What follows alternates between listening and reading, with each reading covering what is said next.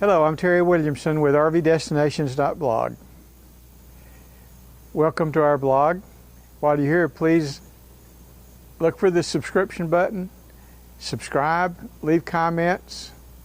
We like to know how many people are logging on, how many people are viewing our blog.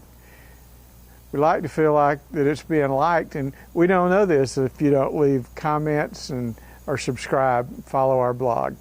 You can find these buttons at the bottom of any of the pages on our WordPress blog. So at https://rvdestinations.blog, any of the pages that you see there, I think you can find the subscription buttons and the comment buttons. So once again, welcome to our blog. Hope you enjoy it.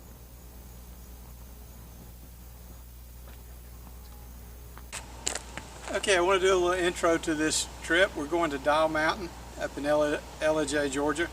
We go up there every fall. We meet a group of friends there and camp out. One of the dominant people in this group is Mel Good. Of course, I think we're all dominant people, but Mel's the one that sort of brought this group together. We met Mel Good at Riverside Campground in Hiawassee, Georgia, maybe 5 or 6 years ago. It was our first camper. It was a Jayco travel trailer, and it was not our first time camping in the camper, but our first time camping in the cold weather where we turned the heat on. So we turned the heat on that night, and the smell of formaldehyde was distinct, and I guess they lined the ductwork with that so it wouldn't rust. And anyway, that burned off that night. Cheryl couldn't sleep in it. I decided to sleep in it and just hope I didn't wake up dead. So Cheryl slept in the truck, and it was below freezing. I guess it was really cold. She slept in the truck with all the blankets we had, and she was warm. We got up the next day, and the next morning is when I met Mel. He came out of his camper. He was right next to us, and he asked about my wife, and I said, well, I've got to check on her to see if she's dead. And of course, he didn't know what I was talking about, but I went and checked on her, and she was alive. She didn't freeze to death. She was in the truck. So that's when we met Mel, and we continued to meet Mel there after that in the fall. He travels all around the country. He's divorced, so he's by himself. He's retired. He travels around the country basically visiting friends that he had where he worked in Miami who also have retired, and he'll camp near them, and they'll play golf together, and then he'll move on to another one. He's got a regular route that he runs. He spends a lot of months out west, has a girlfriend out west, so he spends a lot of months out there. But anyway, Mel had some more friends in this area, Dave and Sherry Martin, that live close to Elllijay. They live in Talking Rock. And eventually we met them, and now we've started going with them down to, in February, down to Jekyll Island. So we're enjoying our friendship with them. We headed north with Kyle and Ingrid's family a few weeks ago to Benton, Tennessee, to go rafting down the Hiawassee River. And as we went through there, I called and told them we were headed up there. Well, they jumped in their camper and they came on up there, and we had a nice weekend with them too. So turns out these three couples plus Kyle and Ingrid's family are going to Dial Mountain this year, and Mel has other friends in the area. They usually show up for maybe just a visit one night, and that may happen, I don't know. Anyway, it's Friday. We're fixing to leave to head up there, coming back Tuesday. I just wanted to update you on my camper. I got the stabilizers in the back, that unit, I got that replaced by Integrity RV over in Douglasville. The topper that I need to replace hasn't come in yet, so that'll be sometime in October. I spent 2 hours on the phone with the Dish Network technician, and he got my dish working, so I've got that. The only thing that, the sink that was falling through, Integrity RV got that fixed for me. They put some new brackets on it and got that back in place for me. So the only thing that still remains a problem is the TV antenna. I'm not sure what the problem is there, but I don't have connection to that antenna. So I'll deal with that sometime in the future. Anyway, we're headed to Doll Mountain. If you've ever been, you should check it out. It's a real nice Corps of Engineering campground. Of course, it closes down in November, like a lot of them do in the colder weather areas. But this is a good time to go to the Elllijay area. You got all of your festivals are going on. You got your Apple Festival going on, folk festivals. It's just it's a big time of the year for the North Georgia mountains.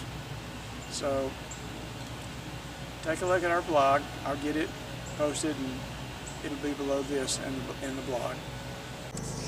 Here's Mel's camper at Doll Mountain. He's in site number 3. He gets this site every year. He's got that big, heavy bighorn camper. And then in site number 5, which is right behind Mel's, is Dave and Sherry's camper.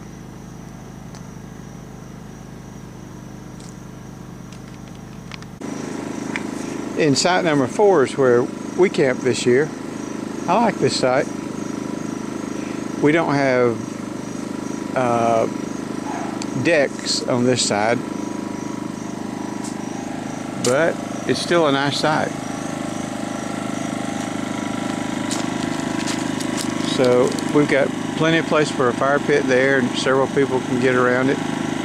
It overlooks the lake. It's a nice site. I think you can hear my generator running. I only brought the generator to try to run the gas out of it because winter's coming up, and of course I don't like to store them with gas in them, and I don't have a siphon tube.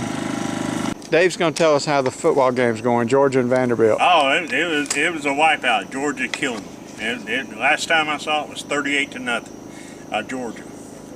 Yeah, that's what Sherry was telling me. So they must not have scored again in the fourth quarter? They didn't. You know, I mean, it got to be a boring game. But, I mean, it's a good game. But, I mean, that's all the way it is, you know, with Georgia and Vanderbilt, you know. Well, I didn't hear the Georgia fans down the street hollering. They probably didn't have the TV on. They might have left the game by then. Cheryl.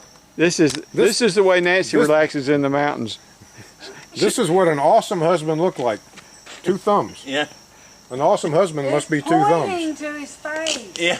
I told him he's got to look inside the shirt. It's 2 thumbs. Oh, here comes Ingrid. No wonder wasn't an awesome husband. I didn't look like 2 thumbs. Actually, I only look like 1 thumb. Oh. Working with some clay and So did y'all have a good, Hi, Nancy. did y'all have a good about town? Did you find the coffee? Yeah, we found the coffee. It was really good. All right. What was the name? Have they met? I don't Nancy and Ingrid? Elllijay something. 2 years ago Yeah. at Riverbend. Yeah, Ingrid, I've got the donut. that seems so long ago. Yeah, it does. Listen, I just got something salty for me, but I can go get y'all some. You got popcorn, huh? Ingrid, what have you got in there? No. What have you got in there? Are you doing this? I am, but I can cut it off. David, A torch, a propane torch. So it's not an finished. acetylene torch. Yeah, That's just the raw acetylene. clay. Acetylene, But see, yeah. I made and she Made these the lamps cuts in and the can with the refurbishes torch. them. So, an acetylene torch. and it when it lights up, it throws all this pattern on the whole room. Yeah. Can't wait to see it. I'm gonna turn it on tonight and see I what need to it. take a picture of that. This is another That then, is just amazing. And then she made these 2 out of Turn Terry onto it. Rotel. Rotel cans. Really? Yeah.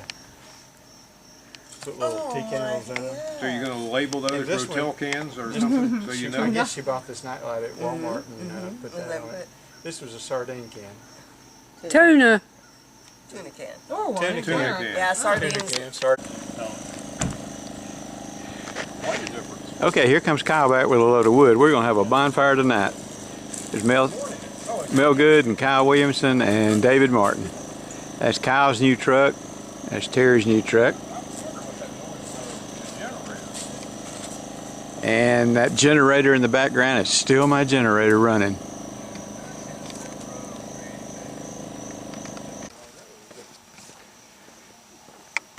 Walking through the campground.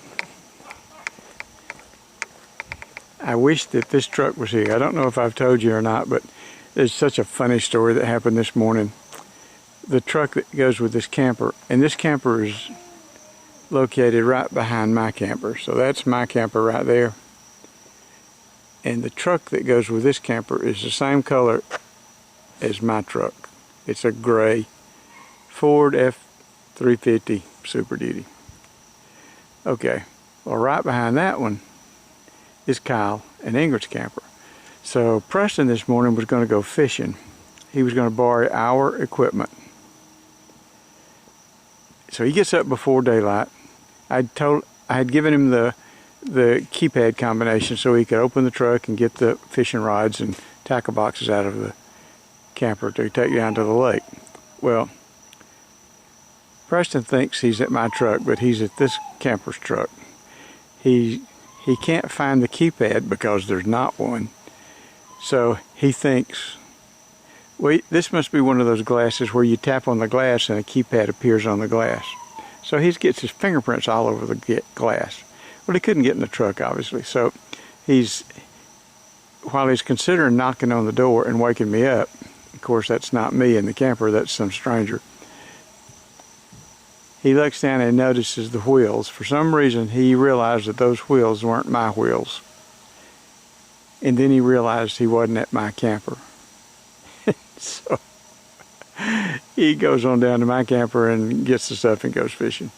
But, oh man, we're still wondering if those people noticed the noise, if they woke up and saw somebody messing with their truck. We haven't talked to them because they're gone all day. I'm going to ask them if I get a chance. And so I put the cruise control on. Here we are Saturday night, all gathered around the fireplace. 25 miles. There's Kyle and Nell. Dave builds a big fire. We've given him a new nickname. Dave is the bundle boy. He burns a bundle at a time. He doesn't put one stick on here and one stick there. He puts a whole bundle. That's the bundle boy right there. Bundle boy that's gonna go over. Every time Dave shifts positions in the chair, he makes the car horn blow. When you're in dry, Better come up further. and you can click it down. Dealerships don't have this kind of inventory anymore anyway. I know they don't. And the thing is that we're looking at some new electric. Well, Oh, the F-150 electric. Looks like we've got more inventory than most Ford dealerships on F-350s. Yeah, that's really nice.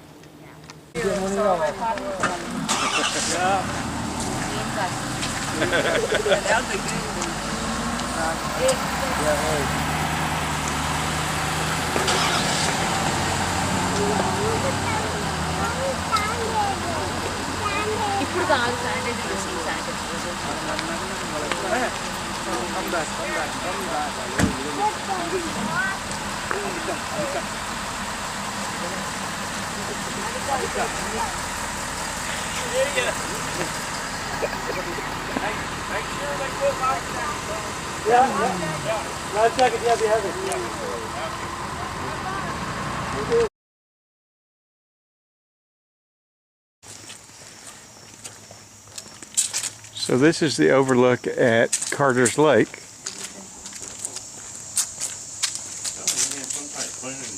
Which we've never been to. It's located right next to the Nature Center. There's a big acorn nature trail. They've got a trail here that you can walk.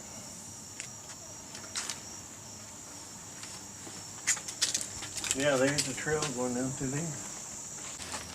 How did we do that? I don't know. About hit. Yeah. I don't remember hitting anything coming in.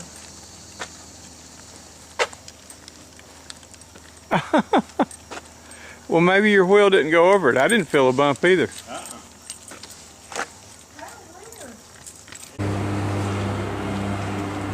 Here we are at North Point Park on Carter's Lake. David. That's that steps in the Campground? lower lake that you're looking at there, and the main lake is on the other side of this dam. I'm not sure, but there seem to be two dams here. Not sure the difference, but anyway, this is the lake where the Campground Dial Mountain is on, and the marina is on this lake, and the cabins are on this lake, all of them in that direction. We just went to the visitor center at the nature center, and we met Mike there. Mike actually has a house down from us in Bremen, and he recognized me, and of course it's hard to recognize anybody with a mask on. I didn't recognize him at first. Where's the other dam? Are there two dams? I think there's like 3 separate little ones. You're not that big. I mean, Bundle boy. I don't see any water on this side. I know. Well, Okay, I walked down the dam a little bit, and you can see more of the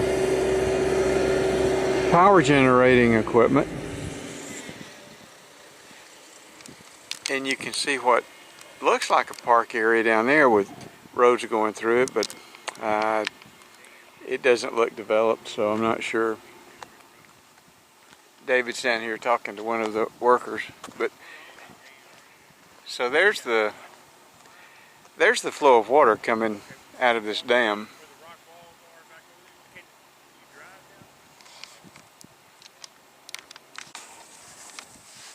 Here's the Powerhouse. Yep, this is the actual gate. Actually, it's in North Park. Yeah, this is what I call the dam. Yep. Don't know how deep that water would be there, and I've never seen this. It's just not visible unless you walk over here.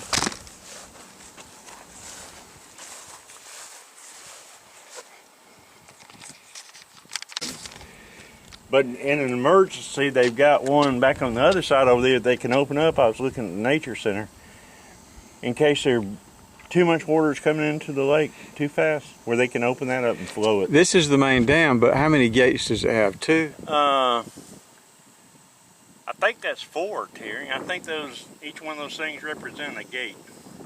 Going down, see those metal things on it? Yeah. I think there's 4 of them. Okay. Wow. Yeah. I Look at the rock they had to cut and drill. that's what those bulldozers are doing that you saw pictures of. Yep. And see, and you can see in the rock over there, if you see it, it looks like a half-round circle. It's where they drilled that and then blasted it. That's how they cut that rock. Where did Mike say those pictures were now? He said they had them stored in the... So the depth right here could be... Oh, I'd say it's pretty deep right here. It could be the 300 or 400 feet deep. Yeah. See right up there, they're not letting you come in there. See Yeah, the buoy they got it mark? blocked off. They got it blocked off. But see your strips in there that you're seeing, see the lines going down those rocks? Yeah, I do. That's where they drilled it and then blasted. Huh. That's a lot of rock to cut right there. This is the lower dam. This is the dam below the lower lake. So previously we were on the upper lake on that dam, and if we looked over the dam we could see the lower lake, but it was real hard to see this dam. So we drove around to it. Now we're below the lower dam, and you can see they're releasing water in one of the gates. And this is the dam that's feeding the Coosawattee River that goes down toward Rome.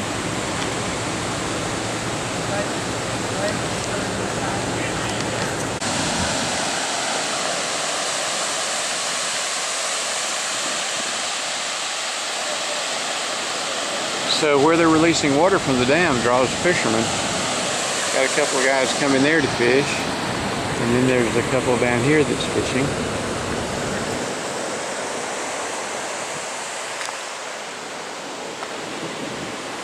What is it?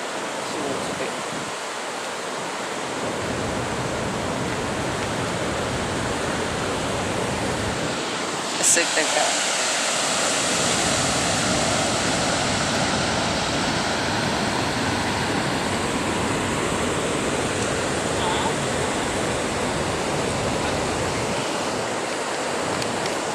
Well, thank you for watching our blog. This is Terry Williamson with RVDestinations.blog. I hope that it brought back memories if you've already been to this place. If you haven't been there, maybe you might want to add it to your bucket list. Before you leave, go to the bottom of any page on our blog and leave us a comment and give us some feedback. Subscribe to our blog.